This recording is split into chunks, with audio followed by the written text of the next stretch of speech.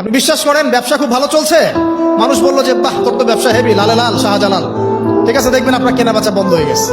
এরকম হবে? আমার কথাটা বিশ্বাস করেন। এটা কিন্তু সায়েন্স প্রমাণ করতে পারবেন না, আল্লাহ এবং তার রাসূল বলেছেন। তার উপরে কোনো সত্য নেই আছে। সূরা কাহফ 29 নম্বর আয়াত পড়ে দেখেন, আল্লাহ পাক বলছেন ওয়াকুলিল হাক্কু মির রাব্বিকুম, সত্য সেটাই যা তোমার রবের পক্ষ থেকে আসে। ফামান শাআ ফালইউমিন, যার ইচ্ছা হয় বিশ্বাস করুক, ওয়ামান শাআ ফালইয়াকফুর, যার ইচ্ছা হয় সে অস্বীকার করুক। এই কারণে আমরা বলি ফেসবুকে এত বেশি ছবি দেওয়া, এই আই ওয়াশ করা, এই যে শোডাউন করা, হ্যাঁ, ইসলামের কিছু কাজ করলেন একদম মানুষকে না দেখাইতে পারলে ঘুম হচ্ছে না, এগুলো বন্ধ করেন, এগুলো বন্ধ করে দেন আল্লাহর ওয়াস্তে। অফলাইনে কাজ করেন, নিজেকে গোপন করার চেষ্টা করেন। যত বেশি মানুষের কাছে নিজেকে এক্সপোজ করবেন, কাজের বরকত কমে যাবে, কাজের বরকত কমে যাবে, চোখ লাগবে, নজর লাগবে। এবং চোখ লাগা বদ নজরে বহু আলেম আস্তে আস্তে মাঠ থেকে মাইনাস হয়ে গেছে না, যায় নাই? এখন কি আলেমদের সংখ্যা বেশি না কম? যত দিন যাবে আলেমের সংখ্যা আরো কমে যাবে।